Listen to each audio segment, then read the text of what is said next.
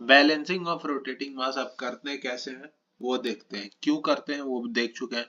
अब ये एक रोटर शाफ्ट सिस्टम है, ठीक है, जिसमें यहाँ बियरिंग्स माउंटेड है, शाफ्ट है, शाफ्ट के ऊपर एक डिस्क मान सकते हैं इसको, फ्लाईव्हील मान सकते हैं, कोई भी एक रोटेटिंग एलिमेंट है जो इसमें असेंबल किया हुआ है, ठीक है।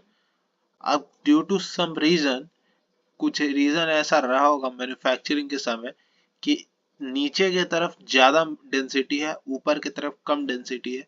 ये एक रीजन हो सकता है कि ये इसका जो सेंटर ऑफ मास है वो नीचे शिफ्ट कर गया, या हो सकता है माउंटिंग जब कर रहे हो, इस शाफ्ट में जब असेंबल कर रहे हो, तो उस समय कुछ एरर हो गया जिसके कारण जो सेंटर ऑफ मास है वो इसेंट्रिक हो गया। तो यहाँ पे जो एक फोर्स आएगा centrifugal force, M E omega square, ये अनबैलेंस फोर्स है, इसको बैलेंस करना जरूरी है। तो इसको बैलेंस करने के लिए हम लोग क्या करेंगे, जस्ट इसके अपोजिट एंड पे एक मास कनेक्ट कर देंगे, ठीक है, जो इसके अनबैलेंस इफेक्ट को न्यूट्रलाइज कर देगा या कंपनसेट कर देगा, ठीक है। और मेरा कंबाइंड सेंटर ऑफ मास वापस से शाफ्ट के सेंटर लाइन पे आ जाएगा, ठीक है। तो ये तब था जब masses rotating in same plane है, ठीक है। सिग्मा एफ इक्वल टू 0 करने से हम लोग इसको कहते हैं स्टैटिक बैलेंसिंग, कि सेंटर ऑफ मास अपने ज्योमेट्रिक सेंटर पे आ गया है। अब ये दूसरा केस है जब मासेस, देखो ये मास और ये मास, ठीक है, ये दो डिफरेंट प्लेन्स में रोटेट कर रहे हैं, ठीक है।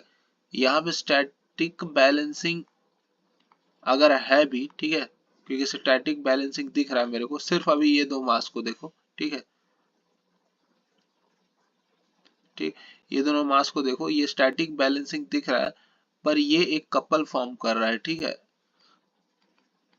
और यहाँ पर हम लोग को इस कपल के इफेक्ट को कंपनसेट करने के लिए हम लोग को दो और मास लगाना पड़ेगा, दो डिफरेंट प्लेन में, ठीक है, जो इसके अपोजिट कपल फॉर्म करे और इस कपल को न्यूट्रलाइज कर दे। तो इसको कहते हैं डायनेमिक बैलेंसिंग, ठीक है।